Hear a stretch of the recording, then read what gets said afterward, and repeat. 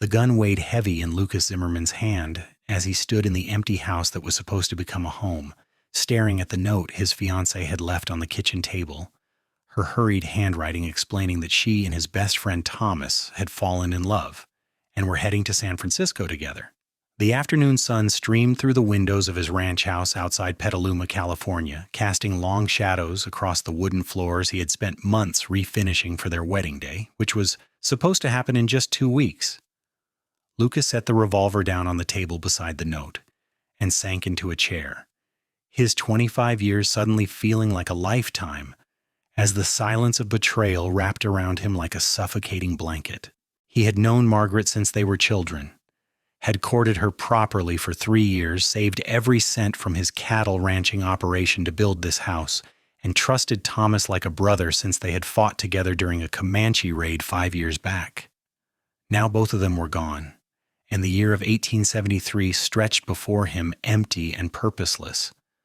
Lucas read the note again, searching for some explanation that made sense, but Margaret's words only repeated the same hollow phrases about following her heart and not meaning to hurt him. The worst part was that she had signed it with love, as though that word meant anything anymore. 3 days passed in a blur of whiskey and anger.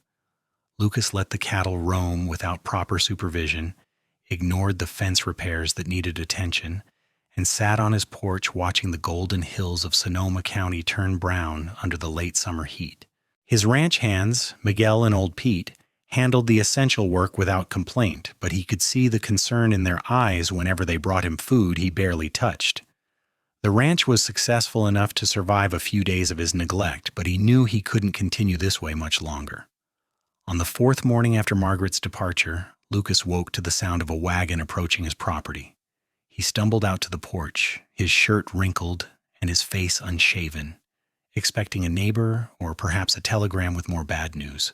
Instead, he saw a weathered wagon pulled by 2 tired horses, and sitting on the driver's bench was a young woman in a dusty traveling dress, her dark hair pulled back in a practical bun, her face showing the strain of a long journey. She pulled the wagon to a stop in front of his house and climbed down with the careful movements of someone whose muscles ached from days on the road. When she looked up at him, he was struck by her direct gaze, brown eyes that held both determination and exhaustion. She was perhaps 22 or 23, with sun-bronzed skin and capable hands that gripped a small carpet bag. "You're Lucas Zimmerman?" she asked, her voice steady despite the dust coating her throat. "I am," he replied, straightening slightly and suddenly aware of how he must look. "Who are you?" "Sarah Mitchell," she said, walking toward the porch steps, "Margaret's cousin from Oregon.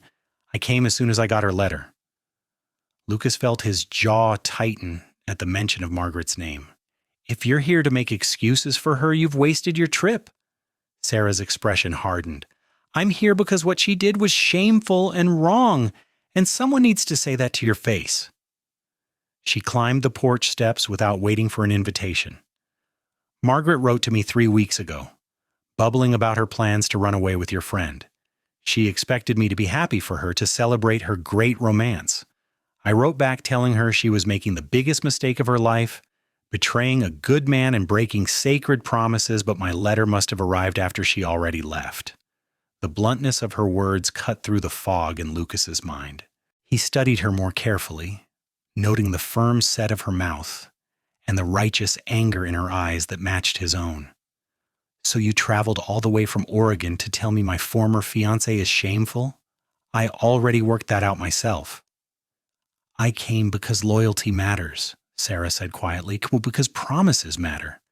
Because when someone in my family does something this dishonorable, someone needs to stand up and acknowledge it."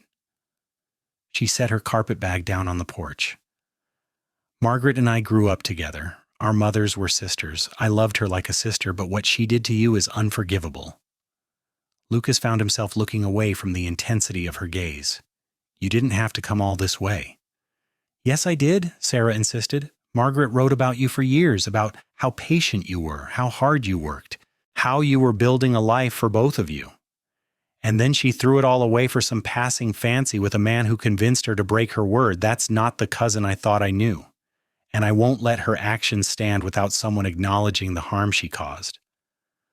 For the first time in 4 days, Lucas felt something other than numb anger. He gestured to the door. You must be tired from your journey. Come inside. I'll make coffee. Sarah followed him into the house, and he saw her take in the details with a quick, assessing glance. The furniture he had built with his own hands, the curtains that were supposed to be Margaret's project, the cold fireplace, and the empty whiskey bottles he had not bothered to clear away. She said nothing about the mess, just set her bag by the door and moved to the kitchen. You sit, she said firmly. I'll make the coffee. You look like you haven't eaten properly in days. Lucas wanted to protest, but exhaustion suddenly hit him like a physical weight. He sank into a chair and watched as Sarah moved efficiently through his kitchen, finding what she needed with minimal searching. She started a fire in the stove, located the coffee in the pot, and began preparing a meal from the supplies his ranch hands had left. How long did you travel? He asked, his voice rough.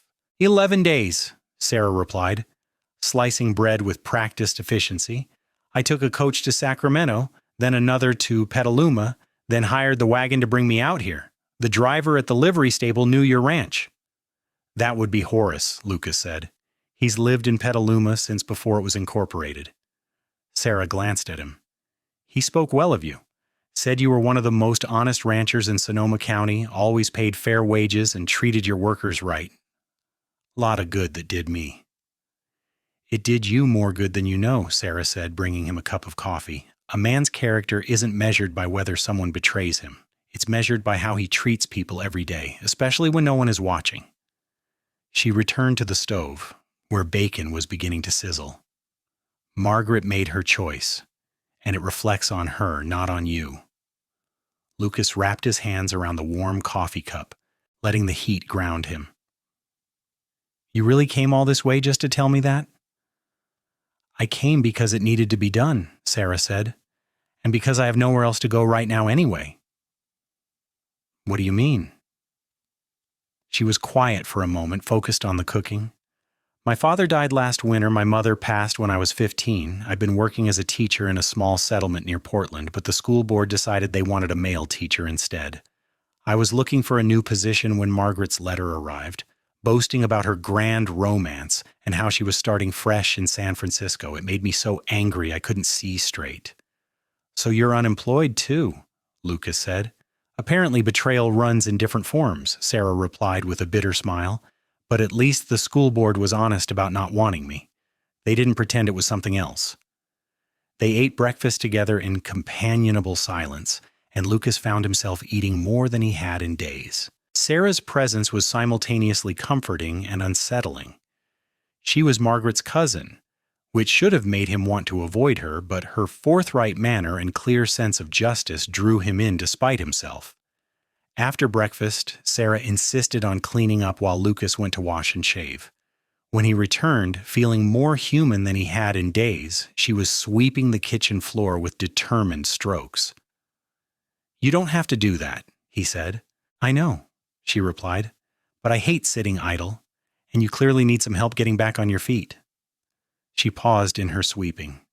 I don't mean to intrude on your grief, Lucas. I know this is your home and your business, but if you'll allow it, I'd like to stay for a while and help out. Consider it payment for my family's debt to you. You don't owe me anything. Margaret does, and since she's not here to make amends, I'm doing it in her place. Sarah leaned on the broom handle.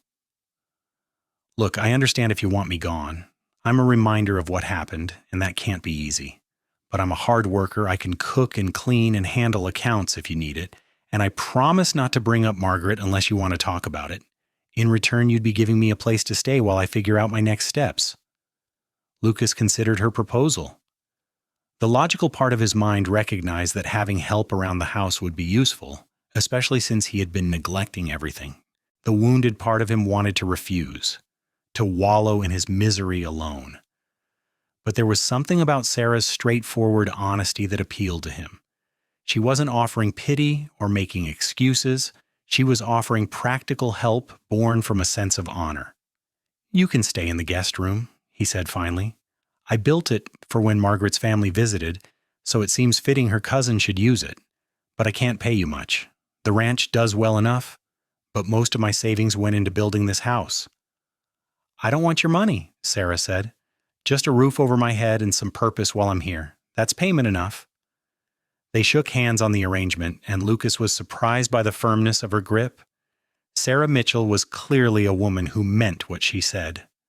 Over the following days, Lucas slowly returned to his normal routine, though the weight of betrayal still sat heavy on his chest. He rode out each morning to check on his cattle, repaired fences, and met with Miguel and old Pete to catch up on everything he had neglected. Sarah established herself in the house with quiet efficiency, cooking substantial meals, organizing his chaotic paperwork, and maintaining the household without ever making him feel like an intruder in his own home. She had a gift for being present without being intrusive. When Lucas wanted silence, she provided it, working on mending his clothes or reading books she had brought from Oregon. When he felt like talking, she engaged him in conversation about ranching, about California, about anything except Margaret and Thomas. She never pried into his feelings or offered unsolicited advice, which he appreciated more than he could express. 2 weeks after Sarah's arrival, Lucas was working on reinforcing a section of the corral when she came out with water and sandwiches. She sat on the fence rail watching him work with an assessing eye. "You're good at this," she observed. "Building things, I mean. Everything on this ranch shows careful craftsmanship." Lucas drove another nail home before responding. "My father was a carpenter before he became a rancher. He taught me that anything worth doing is worth doing right, even if it takes longer." "He sounds like a wise man." "He was. He and my mother died in a cholera outbreak when I was 19. That's when I took over the ranch full time." Lucas wiped sweat from his forehead. "Thomas helped me through that time. We had been friends since childhood, but after my parents died, he became like family. That's why this hurts so much. It wasn't just losing Margaret. It was losing someone I considered a brother." Sarah was quiet for a moment. "The deepest cuts come from those we trust most. I'm sorry, Lucas. You deserved better from both of them." "Did you know Thomas?" he asked, suddenly curious. "Never met him. Margaret only mentioned him in her last letter, describing him as charming and adventurous, which I took to mean irresponsible and reckless." Sarah handed him a sandwich. "The fact that he would pursue his best friend's fiancée tells me everything I need to know about his character." Lucas bit into the sandwich, appreciating the tart bite of pickles she had added. Everyone in Petaluma trusted him. He was always quick with a smile and willing to help neighbors. I never would have guessed he'd do something like this. "Some people are very good at presenting a false front," Sarah said. "Teaching showed me that. Some of the most charming students were the ones most likely to cheat or lie, while the quiet, steady ones were the most reliable." "Which category did you fall into?" She smiled slightly. "I was the one the teacher made grade papers because I was too serious for my own good. My mother used to worry I would never learn to have fun." "Do you regret that?" "Sometimes," Sarah admitted, "but I also think being serious and responsible isn't something to apologize for. The world needs people who keep their promises and do what they say they'll do." "Is that why you came here? Because you're serious and responsible?" "Partly," she said, "but also because I genuinely believe in standing up for what's right even when it's inconvenient. Margaret wronged you, and I couldn't just ignore that and go about my life." Lucas found himself studying her profile as she looked out over his land. Sarah Mitchell was not beautiful in the way Margaret had been, with her delicate features and practiced charm. Sarah's beauty was quieter, rooted in strength and steadiness. Her face showed character rather than decoration, and her eyes held depths that suggested she had seen hardship and emerged stronger for it. "Thank you," he said quietly, "for coming. For staying. It means more than you know." Sarah met his gaze, and something passed between them, a moment of understanding that went beyond words. Then she looked away, breaking the tension. "You're welcome. Now finish eating before the food gets cold. I didn't cook it just to have you waste it." As the weeks passed into months, a comfortable rhythm developed between them. Lucas found himself looking forward to returning to the house each evening, knowing Sarah would be there with a good meal and intelligent conversation. She had a dry wit that surprised him into laughter when he least expected it, and her observations about ranch life from an outsider's perspective often gave him new insights into his own work. Sarah proved herself capable beyond just household tasks. When one of his ranch hands quit suddenly, she volunteered to help with the books and correspondence, revealing a sharp mind for numbers and a clear writing style that impressed the merchants in Petaluma. She rode out with him occasionally to check on the cattle, sitting her horse with reasonable competence and asking perceptive questions about ranching operations. "You're a natural at this," Lucas commented one afternoon as they rode back from checking the north pasture. The October air was crisp, and the hills had turned golden brown, beautiful in their autumn starkness. "I grew up around farms," Sarah said. "Not cattle ranching specifically, but I understand the rhythms of agricultural life. Up before dawn, work until you're exhausted, then do it all again the next day. But there's satisfaction in it too, seeing the results of your labor." "Did you like teaching?" "I loved it," she said, her face lighting up with genuine enthusiasm. Watching a child understand something for the first time, seeing their confidence grow as they mastered new skills, that was worth all the difficulties. "What difficulties?" Sarah's expression darkened slightly. "Being a woman in a profession dominated by men meant constant scrutiny. I had to be twice as good to be considered half as competent. And then there were the parents who didn't think a woman should be teaching their sons, or the school board members who thought I should focus on finding a husband instead of teaching. It wore me down over time." "Did you ever want to marry?" Lucas asked, then immediately regretted the personal question. "Sorry, that's not my business." "It's all right," Sarah said. "I was engaged once when I was 20. His name was David, and he was a surveyor working near our settlement. But when my father got sick, David expected me to choose between caring for my father and marrying him. He said my duty was to my future husband, not my dying father. I broke the engagement." "Good," Lucas said firmly. "Any man who would ask you to abandon your family isn't worth having." Sarah smiled at him, warm and genuine. "That's exactly what my father said. He died knowing I had chosen honor over convenience, and I've never regretted it." They rode in silence for a while, and Lucas found himself comparing Sarah to Margaret in ways he knew were probably unfair to both women. Margaret had been light-hearted and charming, always ready with a laugh or a flirtatious comment. Being with her had felt exciting but also slightly exhausting, as though he constantly needed to entertain her. Sarah was different. She didn't need constant attention or entertainment. She was content to work alongside him in companionable silence, but when they did talk, the conversations had substance and depth. He caught himself thinking these thoughts and felt a surge of guilt. It had only been 2 months since Margaret left. He shouldn't be comparing anyone to her, and he certainly shouldn't be noticing how natural it felt to have Sarah in his life. As if sensing his inner turmoil, Sarah spoke up. "You're allowed to move forward, you know. Healing doesn't mean you're betraying your feelings or forgetting what happened. It just means you're choosing to live instead of existing in pain. How did you know what I was thinking?" "I've seen that look on your face before.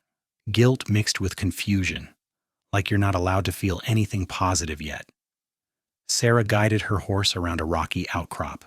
"But Lucas, there's no timeline for grief or healing. You're allowed to laugh again, to enjoy moments, to build new friendships. That doesn't diminish what you lost or excuse what Margaret did." "When did you get so wise?" "Probably around the time I realized life is too short to waste on people who don't value you," Sarah said, "and too precious to spend drowning in bitterness even when bitterness is justified." That evening, as they sat on the porch watching the sun set over the hills, Lucas found himself opening up in ways he hadn't with anyone since his parents died. He told Sarah about his dreams for the ranch, his plans to expand the herd and maybe diversify into horse breeding. He told her about the community in Petaluma, the neighbors he respected, and the ones he tolerated. He even told her about the doubts he had harbored before Margaret left, the small signs he had ignored because he wanted to believe everything was fine. "She started pulling away about 6 months ago," he admitted. making excuses not to come out to the ranch, being vague about her time in town. I told myself she was just nervous about the wedding, that it was normal for brides to have doubts. But part of me knew something was wrong. I just didn't want to face it. That's human nature, Sarah said gently. We want to believe the best about people we love. That's not a weakness, Lucas. It's actually a strength, even when it leads to hurt. Feels more like foolishness. There's a difference between being foolish and being trusting. You trusted people who proved unworthy of that trust, but that says more about them than about you. Sarah wrapped her shawl tighter against the evening chill. The real question is whether you'll let their betrayal turn you cynical, or whether you'll stay open to trusting again when someone worthy comes along. Lucas looked at her. Really looked at her, seeing not just Margaret's cousin, but Sarah herself.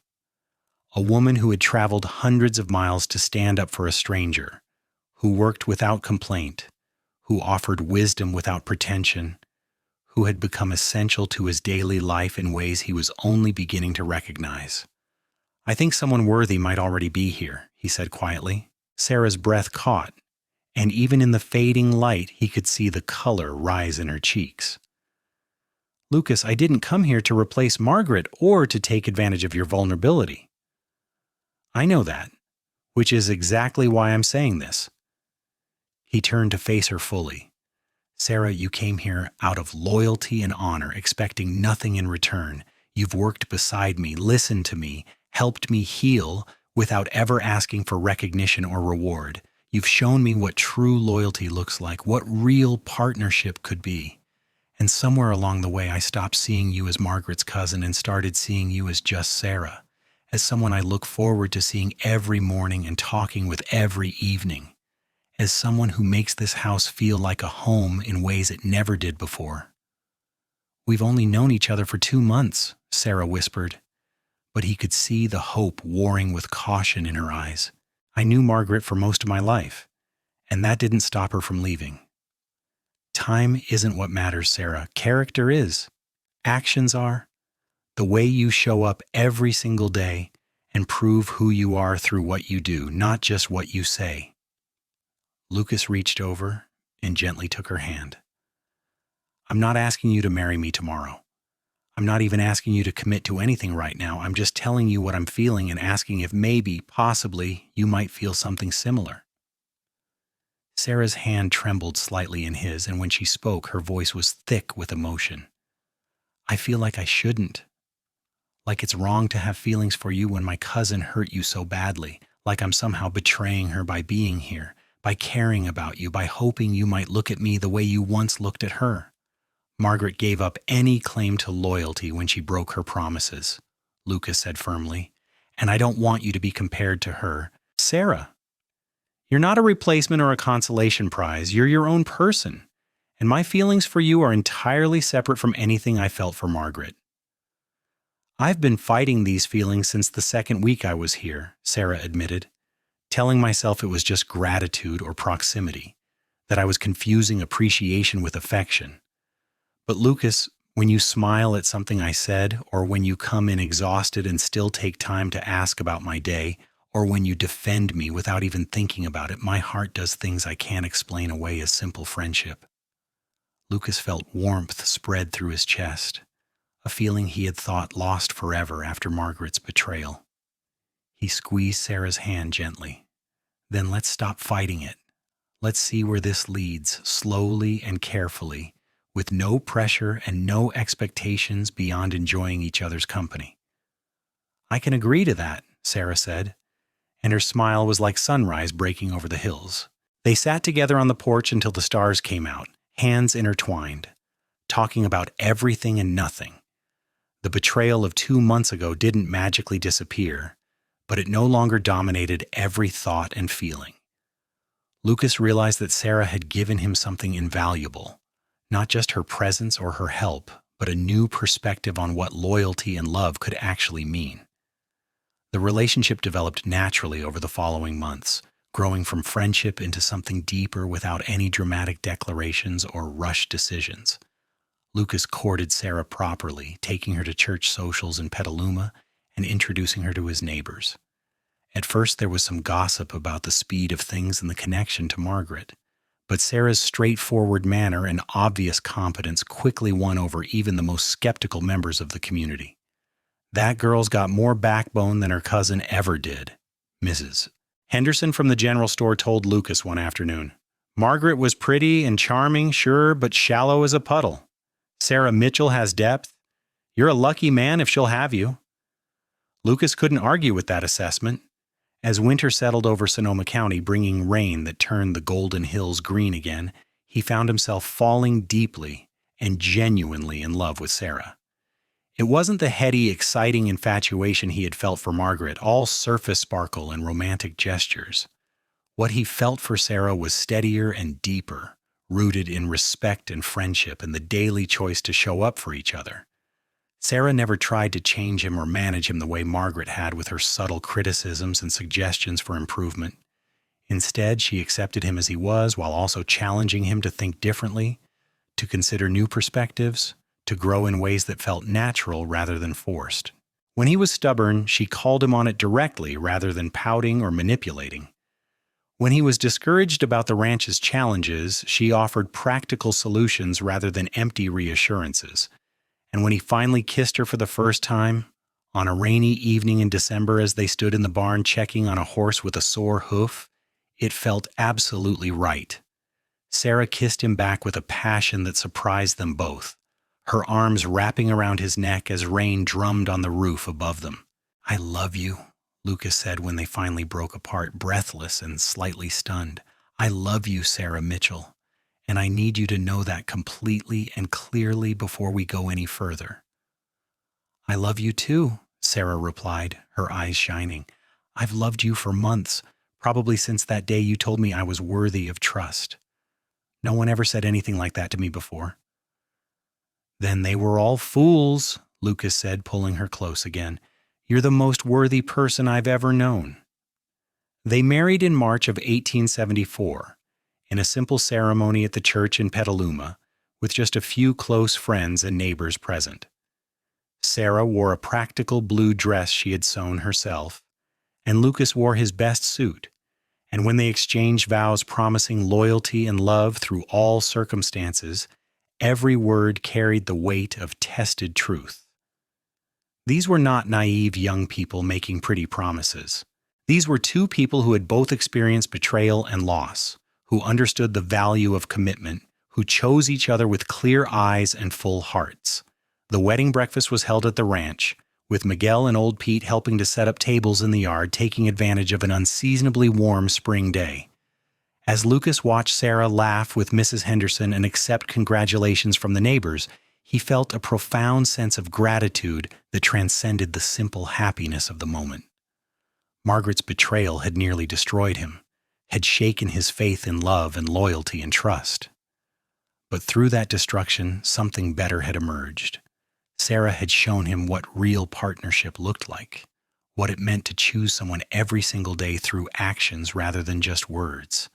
She had demonstrated loyalty not through grand gestures, but through steady presence, through showing up and working and caring without expectation of reward.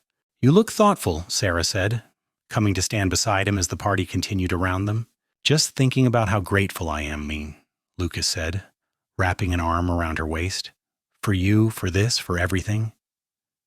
"Even for Margaret leaving?" Sarah asked, then immediately looked apologetic. "I'm sorry, I shouldn't have said that."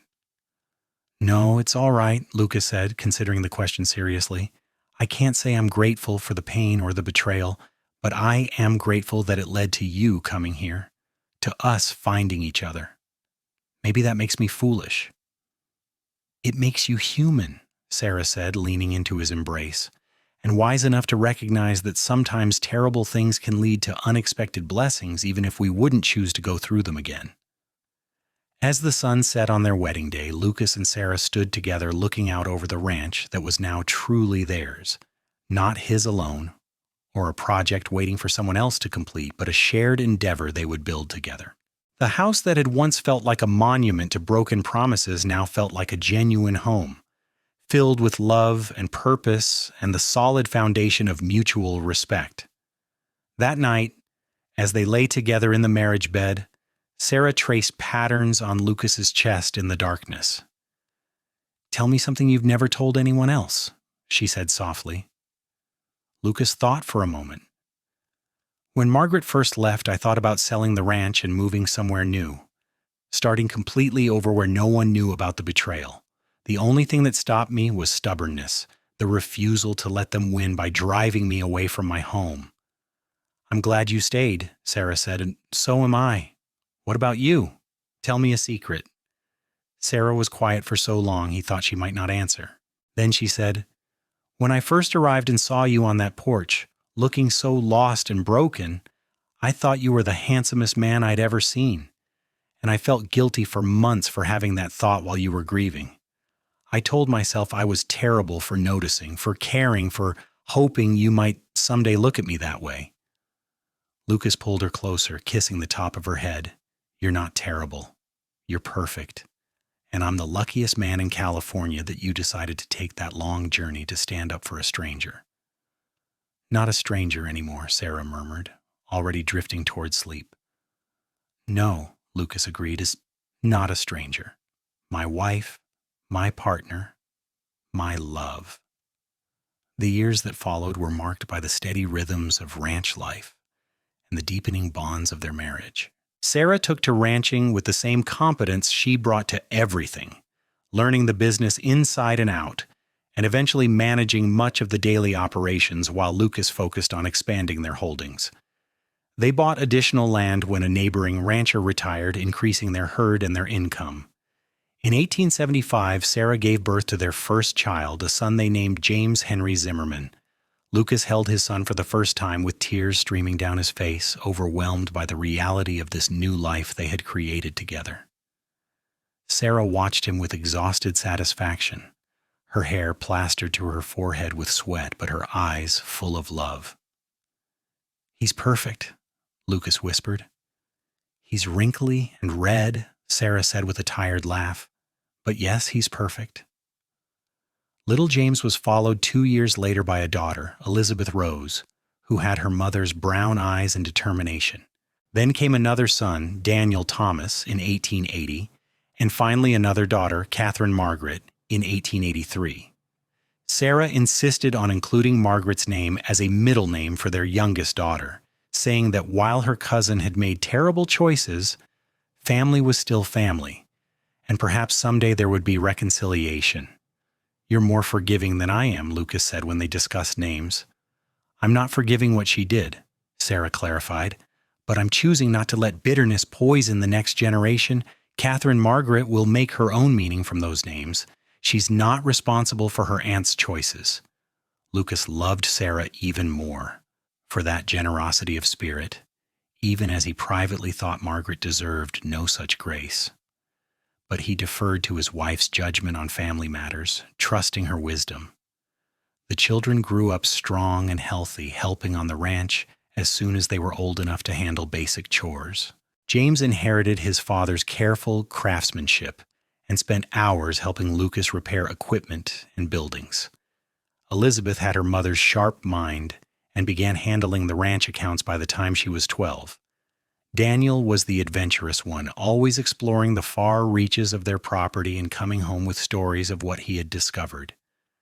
And little Catherine, true to both her namesakes, had her mother's loyalty and a charm that wrapped everyone around her small fingers. Life wasn't always easy. There were droughts that required careful management of water resources, cattle diseases that decimated portions of the herd, and the normal struggles of raising 4 energetic children while maintaining a successful ranch. But Lucas and Sarah faced every challenge together, their partnership strengthened by years of proven trust and mutual support. One evening in 1885, when the children were all finally asleep after a particularly chaotic dinner, Lucas and Sarah sat on their porch watching the sunset as they had done countless times before. Lucas was now 37, with threads of silver starting to show in his dark hair. Sarah was 34, still beautiful in his eyes, her face showing the character lines earned through years of laughter and hard work. Do you ever think about what your life would have been like if I hadn't come? Sarah asked, breaking the comfortable silence.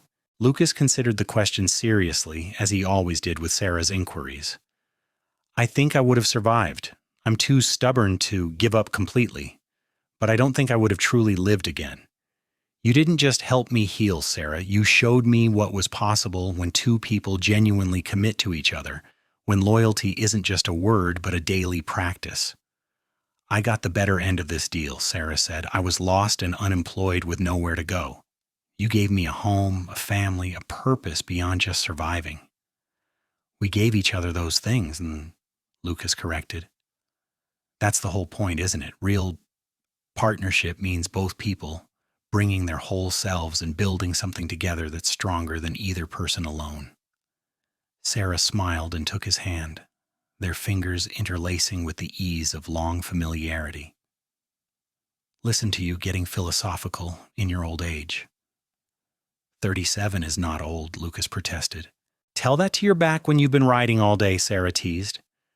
They laughed together, the comfortable laughter of two people who knew each other completely and loved what they knew. Below them, the ranch spread out in the gathering dusk, barn and corrals and pastures that represented years of shared labor and mutual dreams. The house behind them rang with the echoes of children's voices, even now in their sleep, filling the rooms with life and joy. Sometimes Lucas thought about Margaret, wondered what had become of her and Thomas in San Francisco. He had heard through mutual acquaintances that they had married, but that the marriage was troubled, marked by Thomas's drinking and Margaret's disappointment when romance faded into the realities of daily life. He felt no satisfaction in this news, just a distant sadness for what might have been if they had been different people. But mostly he didn't think about them at all. His life was too full of present blessings to dwell on past betrayals. Sarah had taught him that moving forward didn't mean forgetting or pretending the hurt never happened. It meant choosing to build something new and good, to honor the pain by not letting it define everything that came after. In 1890, when James turned 15 and began taking on more serious responsibilities around the ranch, Lucas realized with some surprise that more than 15 years had passed since Margaret's betrayal and Sarah's arrival. 15 years of marriage, of partnership, of building a life together from the ruins of broken promises. His children knew their Aunt Margaret only as a distant figure occasionally mentioned, not as the woman who had nearly destroyed their father's capacity for trust and love. That same year, a letter arrived from San Francisco.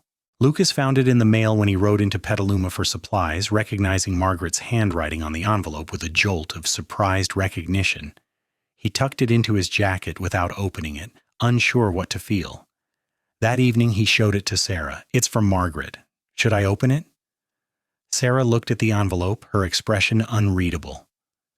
That's your choice to make, Lucas. She hurt you, not me. Well, not primarily me. If you want to read it, read it. If you want to burn it unopened, do that. Either way, I'll support you. Lucas appreciated her not making the decision for him, but he also valued her input. What would you do? I'd probably read it, Sarah admitted. Not because I think she deserves my attention, but because curiosity would eat at me. But that's just me. You're entitled to feel differently. Lucas considered for a moment, then carefully opened the envelope. The letter inside was several pages long, written in Margaret's familiar flowing script. He read it silently first, his expression giving nothing away, then read portions aloud to Sarah. Dear Lucas, I know I have no right to write to you after all these years and after what I did. I don't expect forgiveness or even a response. But I wanted you to know that I'm sorry, truly and deeply sorry, for the pain I caused you. Thomas and I did marry, and for a few months I thought I had made the right choice, that our grand romance would sustain us through anything. But romance isn't enough when you've built it on betrayal and broken promises. Thomas and I are divorcing. He became someone I didn't recognize, or perhaps he was always that person and I just didn't want to see it. We have no children, which is perhaps a blessing given how things turned out. Lucas paused, then continued. I heard through mutual friends that you married my cousin Sarah and that you have a family and a successful ranch. I'm glad. Truly glad that you found happiness despite what I did to you. Sarah always was better than me, more grounded, more loyal, more everything that actually matters in life. I hope she knows how lucky she is to have you, but I suspect she does because she was always smarter than me too. I don't expect you to write back or to offer forgiveness. I just needed you to know that you were right to build your life with someone who values loyalty and commitment, and I was wrong about nearly everything. With regret and genuine wishes for your continued happiness, Margaret. Lucas set the letter down and looked at Sarah. Well? Well, indeed, Sarah said quietly. How do you feel? Oddly sorry for her, Lucas said slowly.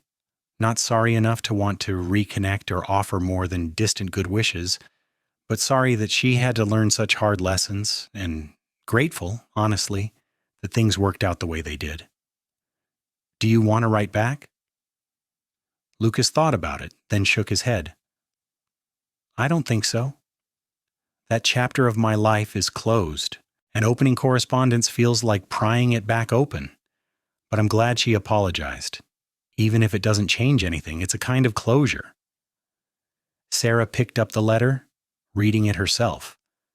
When she finished, she looked thoughtful. I think I'll write to her. Not a long letter, just an acknowledgement.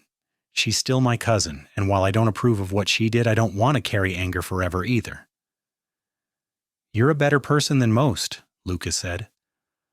I'm practical, Sarah corrected. Anger is exhausting and forgiveness is lighter to carry. That doesn't mean forgetting or excusing, just releasing the active resentment. True to her word, Sarah wrote a brief letter to Margaret, acknowledging the apology and offering tentative wishes for Margaret's future.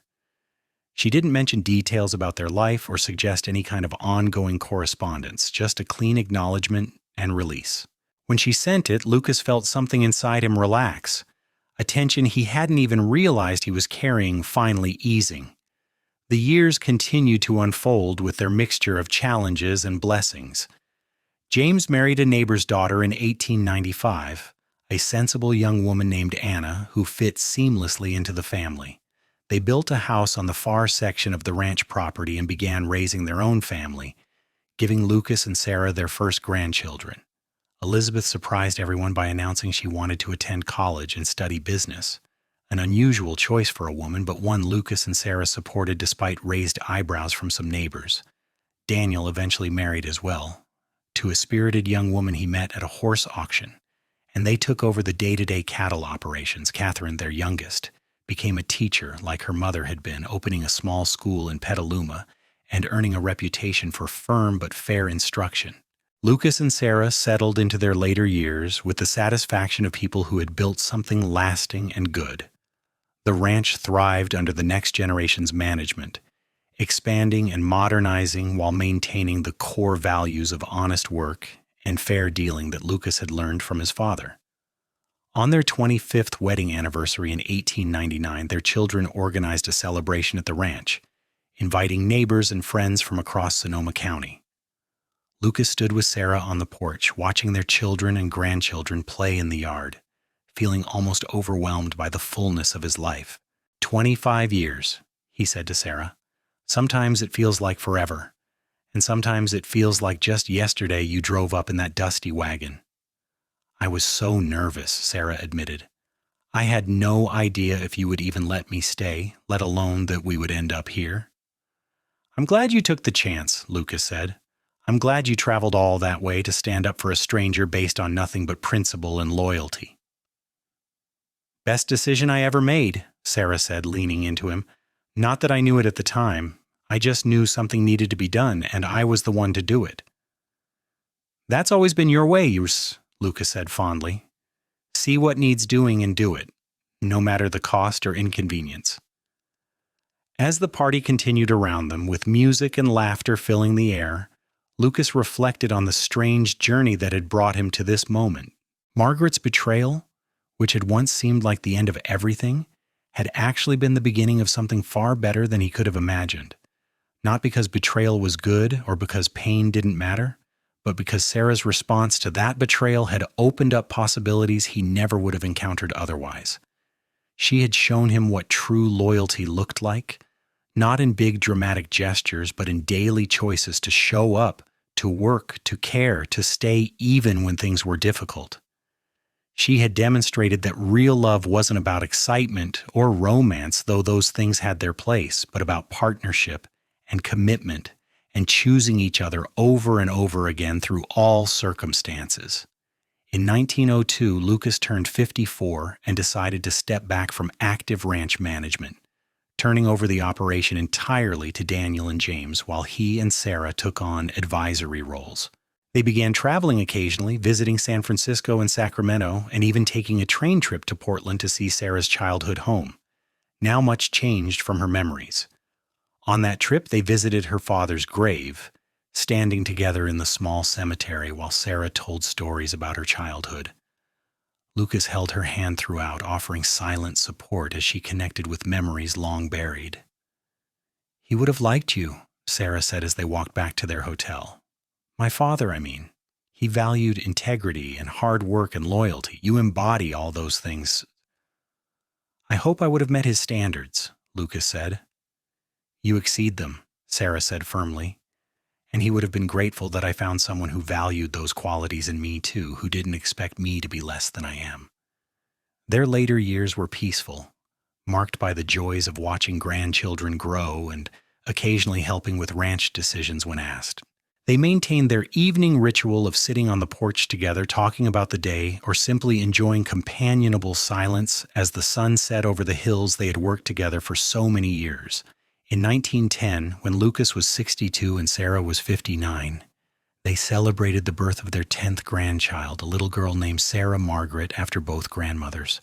Holding the baby in the hospital in Petaluma, Lucas felt the circle closing in the most beautiful way, the painful past transformed into a present filled with love and family and purpose.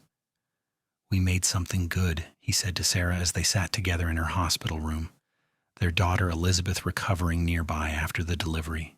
"We did," Sarah agreed, watching her granddaughter sleep. "We took broken pieces and built something whole and strong and lasting. That's about the best anyone can do in this life." As they aged into their 60s and then 70s, Lucas and Sarah remained devoted partners, their love deepened by decades of shared experience and mutual support. They were fixtures in the Petaluma community, respected elders whose marriage was often held up as an example of what commitment truly meant. Young couples sometimes came to them for advice, and Lucas always told the same story about betrayal and loyalty, about despair and hope, about a woman who traveled hundreds of miles to stand up for a stranger because it was the right thing to do. He talked about how true love wasn't always the dramatic, exciting kind portrayed in dime novels, but often the steady daily choice to show up and stay and work together through whatever came. Sarah would add her perspective about how healing took time, how moving forward didn't mean forgetting the past, and how the best relationships were built on friendship and respect as much as passion. Together, they painted a picture of marriage that was both realistic and inspiring, acknowledging the hard work while celebrating the profound rewards. In 1920, they celebrated their 46th wedding anniversary quietly, just the two of them on their beloved porch. Lucas was 72 now, moving more slowly but still sharp-minded and engaged with life. Sarah was 69. Her dark hair turned silver, but her eyes still holding the same direct, honest gaze that had first captured his attention so many years ago. "If you could go back and change anything, would you?" Lucas asked, a question that had occurred to him as they reflected on their long life together. Sarah was quiet for a long time, considering seriously as she always did. "I wouldn't change us," she finally said. "But I think I would have written to Margaret more over the years, tried to maintain some connection despite everything, not because she deserved it, but because cutting her off completely always felt like losing a part of myself too. Family is complicated, and I think I could have found a way to acknowledge that while still maintaining boundaries." "That's fair," Lucas said. "What about you asking me, what would I change? Would you?" "I would have kissed you sooner," Lucas said with a smile. "I wasted months being cautious and proper when I already knew you were the best thing that ever happened to me. Fear of being hurt again kept me from fully embracing what we could be, and I regret that lost time." We had plenty of time, Sarah pointed out. 46 years and counting. Still not enough, Lucas said, pulling her close. 100 years wouldn't be enough with you. They sat together as the stars came out, wrapped in blankets against the evening chill, holding hands as they had done thousands of times before. The ranch was quiet around them, most of the family having gone to their own homes after the anniversary dinner. The land that had witnessed so much of their life together stretched out in the darkness, solid and enduring. Lucas thought about the young man he had been, standing in an empty house with a gun in his hand and a note on the table, convinced his life was over. He thought about Sarah driving up in that dusty wagon, fierce and righteous and determined to make things right even when she had no obligation to do so. He thought about every day since, the thousands of small moments and choices that had woven together into a life of profound meaning and satisfaction.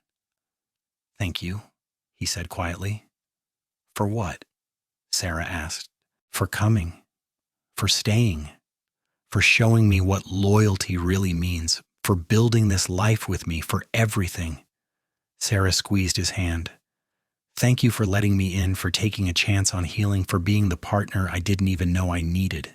We saved each other, Lucas. That's what made it work." They sat together until late into the night, talking and remembering and simply being together, two people who had found each other in the aftermath of betrayal and built something beautiful from the ruins.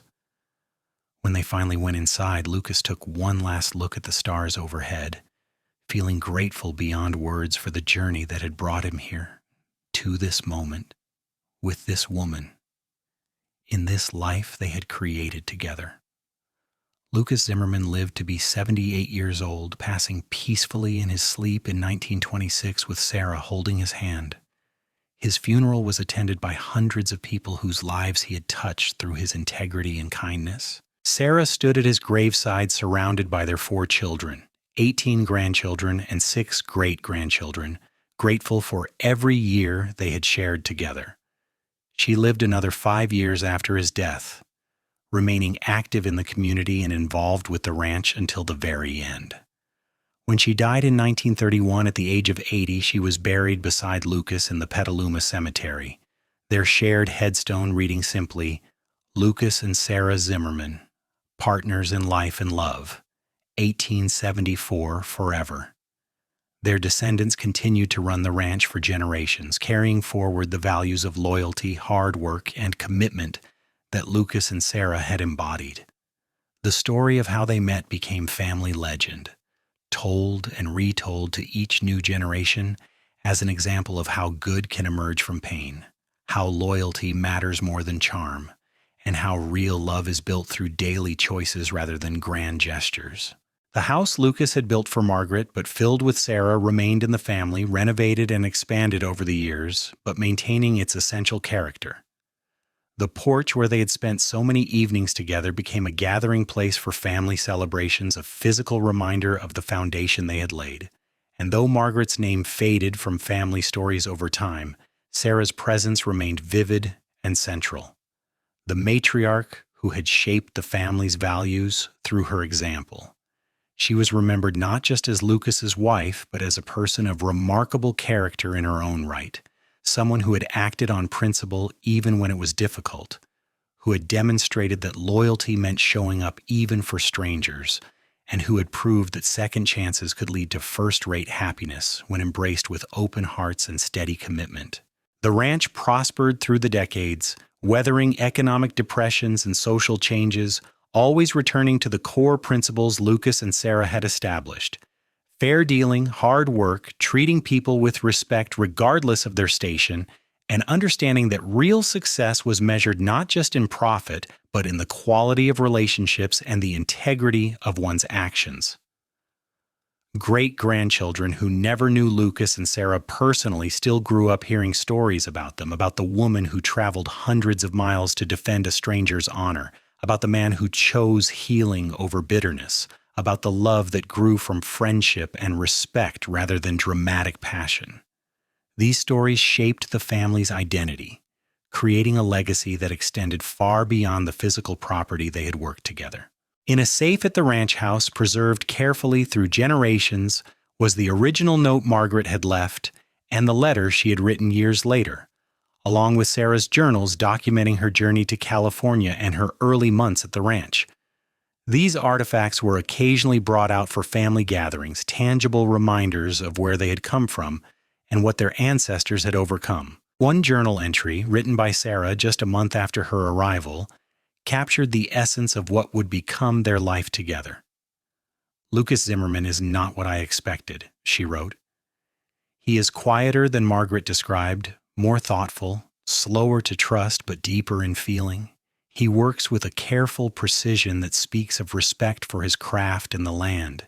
He listens when I talk, truly listens rather than just waiting for his turn to speak.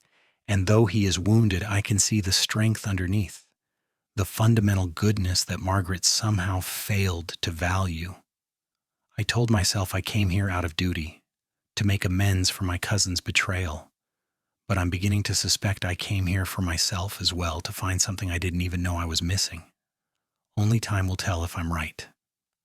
Time had indeed told, unfolding a story of love and loyalty that exceeded anything Sarah could have imagined in those early uncertain days. The legacy she and Lucas created together lived on through their descendants, through the ranch that still bore the Zimmerman name, and through the example they had set of what marriage and partnership could be when built on a foundation of genuine character and daily commitment. Their story became more than just family history. It became a testament to the truth that how we respond to betrayal and hardship defines us more than the betrayal itself.